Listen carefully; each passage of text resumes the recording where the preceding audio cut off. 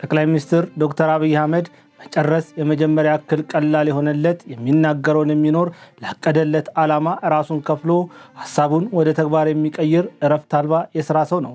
ጠላቶቹ እልፍ ዕለት ዕለት በጲላጦስ አደባባይ የሚያቆሙት፣ በክስ መዝገብ ስሙን የሚያብጠለጥሉት፣ ሰርቶ የማይመሰገን ለፍቶ መልካም ሰራ የማይባል ቢያለቅስ የአዞ እንባ ሳይክል ቢነዳ እንደ ሕፃን ሆነ የሚባል ኮሪደር ቢያለማ ብልጭልጭ የሚወድ ተብሎ ስሙ ለወራት የሚዲያ መሸቀያ የሆነ ወንዝ ዳርን ቢያስውብ ታላላቅ ፕሮጀክቶችን ማመንጨት የማይችል ነው ተብሎ የታማ ግዙፍና ለሀገሪቱ ብቻ ሳይሆን ለአፍሪካ ምሳሌ የሆኑ የማዳበሪያ ፋብሪካ፣ የኒኩሌር ፕላንትና የተፈጥሮ ጋዝ መስራት ሲጀምር ደግሞ ሀገር በሌላ ገንዘብ ኒኩሌር ለመገንባት የሚነሳ ለየትኛው ቅድሚያ መስጠት እንዳለበት የማያውቅ ነው እያሉ ሲሰድቡት ይውላሉ።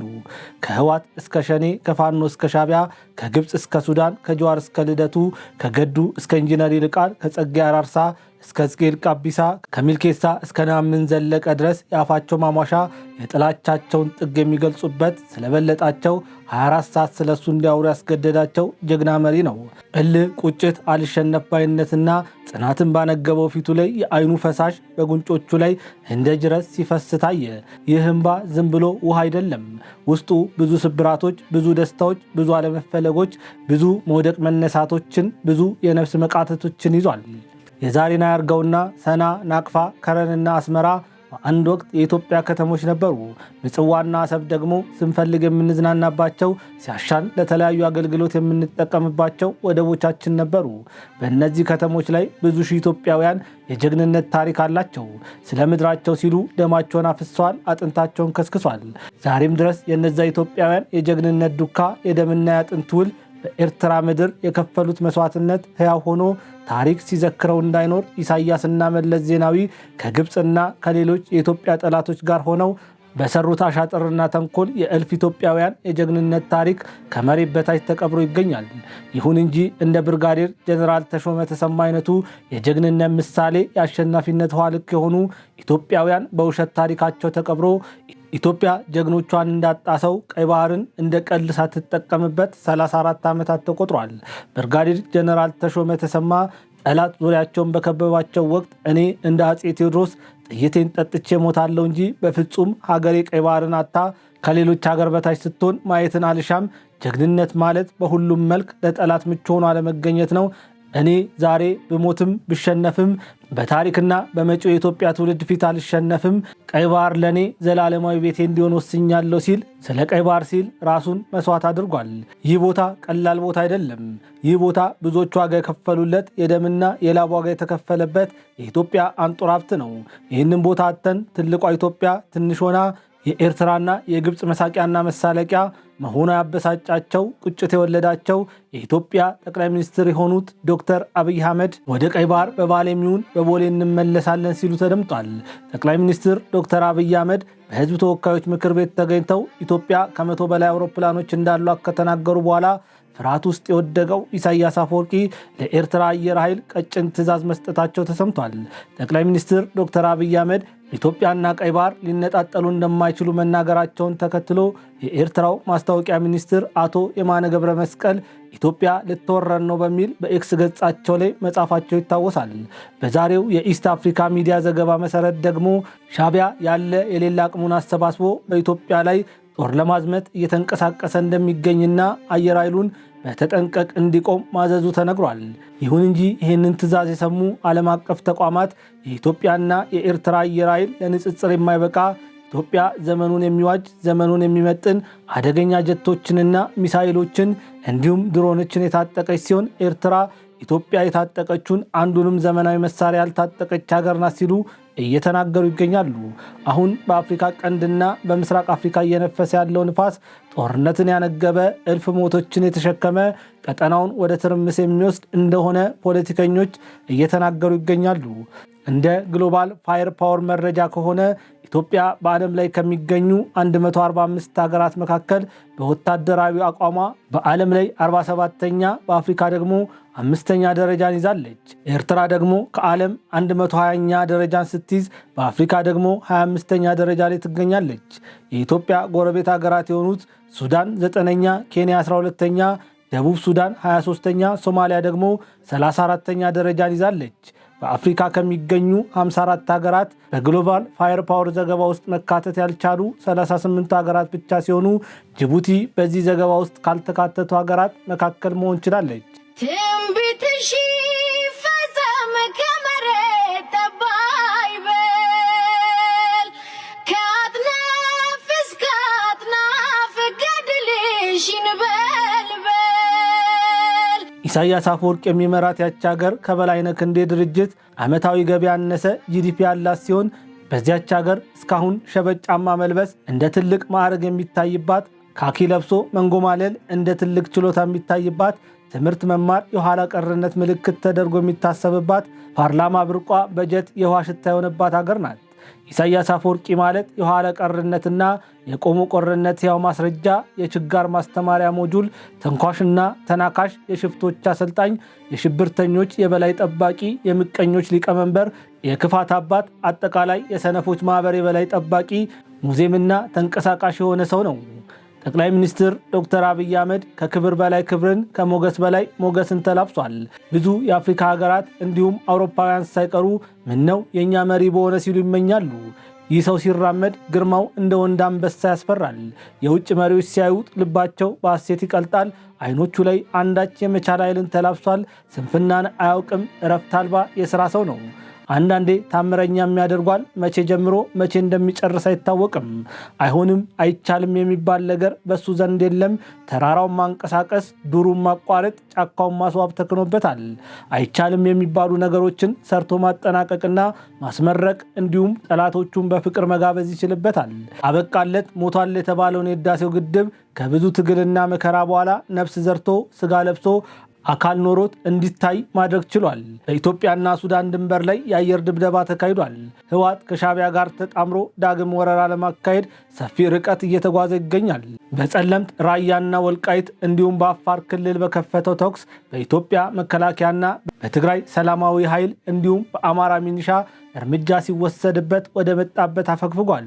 ይሁን እንጂ ያለ ጦርነት ጠግቦ ማደር የማይችለው እሳት ለኩሶ በእሳት ዕቃቃ መጫወትና በወጣቶች ሬሳ ፌሽታ ማድረግ የሚወደው ይህ ቡድን ጥር 27 ቀን 2018 ዓ.ም ከምሽቱ 1 ሰዓት ጀምሮ 21 የሚሆኑ ተሳቢ የጭነት መኪኖችን በአዲግራት አቅጣጫ ዛላምበሳ አቋርጠው ስርሃ ወደ ተባለው የኤርትራ ግዛት መግባታቸው ተረጋግጧል። እነዚህ መኪኖች ወደ ኤርትራ የሄዱበት ዋነኛው ምክንያት ከኢሳያስ አፈወርቂ የሚሰጣቸውን የጦር መሳሪያና የሻዕቢያ ወታደሮችን ጭነው ወደ ትግራይ ለመመለስ ትዕዛዝ የተሰጣቸው ሲሆን ይህንን እንቅስቃሴ እንዲመሩ የተመረጡት የአርሚ 15 ኮር 151 አዛዥ የሆኑት ኮሎኔል ኃይለሥላሴ አሰፋ ወይም ወዲ ፈጠነ እንደሆኑም ተሰምቷል። ሰላም ጤና ይስጥልን ውድ አድማጭ ተመልካቾቻችን፣ ይህ ሳምንታዊ መሃል ሚዲያ ትንታኔ ሰዓታችን ነው። በዛሬው ትንታኔያችን ላይ ኤርትራ አየር ኃይሏን በተጠንቀቅ እንዲቆም ማዘዟን አስመልክቶ በአፍሪካ ቀንድና በምስራቅ አፍሪካ ምን ሊከሰት ይችላል፣ ኢትዮጵያ የኤርትራን ትዕዛዝ መሰረት በማድረግ ዘላለማዊ ርስቷ ወደ ሆነው ቀይ ባህር የምታደርገው ጉዞ ምን መምሰል አለበት የሚለውን ጉዳይ በስፋት የምንዳስስ ይሆናል። ከዚህ በተጨማሪ የኢትዮጵያ አየር ኃይል አሁናዊ አቋም የዓለም ሀገራትን ወታደራዊ ጥንካሬ ከሚያወጣው ግሎባል ፋየር ፓወር አንጻር ምን ይመስላል የሚለውን ጉዳይ የምንዳስስበት ሲሆን እግረ መንገዳችን የቀጠለውን የህወሓትና ሻዕቢያ እንዲሁም በዘመነ ካሴ የሚመራው አፋብን ያላቸው ጥምረትና የተፈጠረውና ያልተቋረጠው የጦርነቱን ውሎ በወፍ በረር በመንካት በጠቅላይ ሚኒስትር ዶክተር አብይ አህመድና በኢሳያስ አፈወርቂ መካከል ያለውን ልዩነት እንዳስሳለን።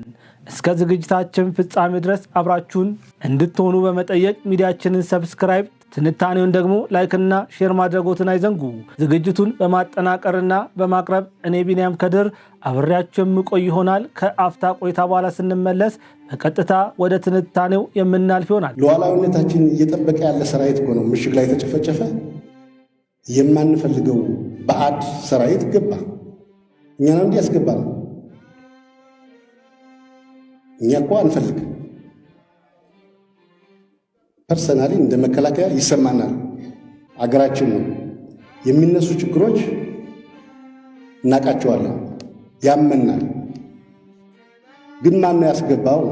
ጀግና ማፍራት የማይሳናት ወልዳም ማትመክነው ማዕፀኗ መንጠፍ የማያውቀው ታላቋ ኢትዮጵያ ወደ ቀደመ ገናናነቷ ለመመለስና ያለፈ ስህተቷን ለማስተካከል ባህረ ነጋሽ ተብሎ ይጠራ የነበረውን የአበሻ መንደር ለመመለስ በመሪዋ ዶክተር አብይ አህመድ ፊት አውራሪነት እንዲሁም ስለ ኢትዮጵያ ራሳቸውን መክፈል በማይሰለቻቸው ጀግኖቿ አማካኝነት ጉዞ ከጀመረች ሰነባብታለች።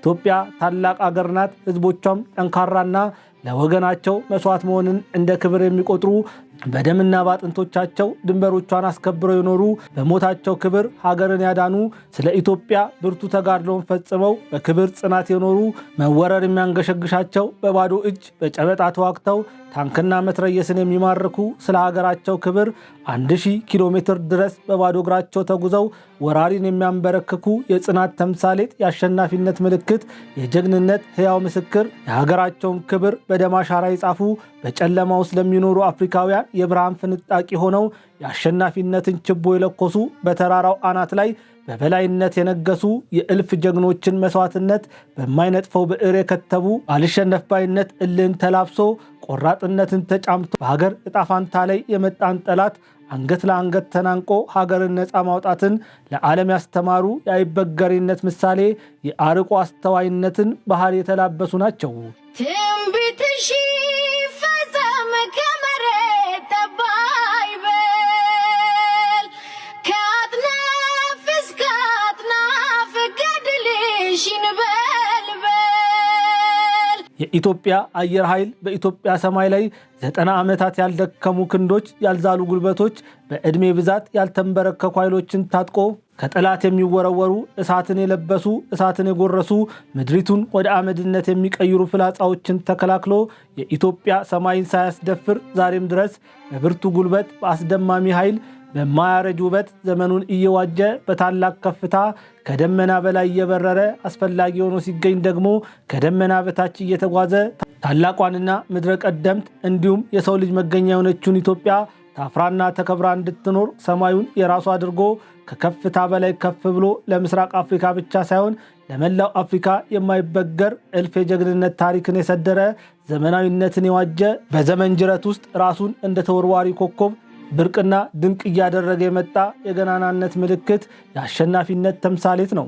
አይደፈሩም የተባሉ የጠላት ምሽጎችን በደመና ስር እየበረረ ዳግም አገልግሎት እንዳይሰጡ ወደ አመድነት ቀይሯል። በማይዝሉት ክንፎቹ እየተምዘገዘገ ሀገር በክንፎቹ ጥላ ስር ሰላም ሆና እንድታድር አስፈላጊውን ሁሉ ነገሮች አድርጓል። በአየር የመጡ የኢትዮጵያ ጠላቶች አየር ላይ እንዲጋዩ ታላቅ ተጋድሎን ፈጽሟል። የማይበጁን ዱቄት ሆነው ከነፋሱ ጋር ተነው እንዲጠፉ እልፍ መገለባበጦች ሚሊዮን ሰርከሶችን ሰርቶ አሳይቷል። የኤርትራ አየር ኃይል ከስም የዘለለ ጉልበቱ ያልተፈተሸ በዘመናዊነት ያልተቃኘ ልክ እንደ መሪዎቹ ለቴክኖሎጂ ባዳ ሆኖ ጊዜ ጥሎት በሄደውና ኢትዮጵያ አያስፈልጉኝም ብላ ባስወገደቻቸው ሚግ 21 ላይ ተቸክሎ እየኖረ የሚገኝ አየር ኃይል ነው። ይህንን አየር ኃይል የተማመነችው ኤርትራ በኢትዮጵያ ሰማይ ላይ ለመብረር ዝግጁ ነኝ ስትል አሳውቃለች።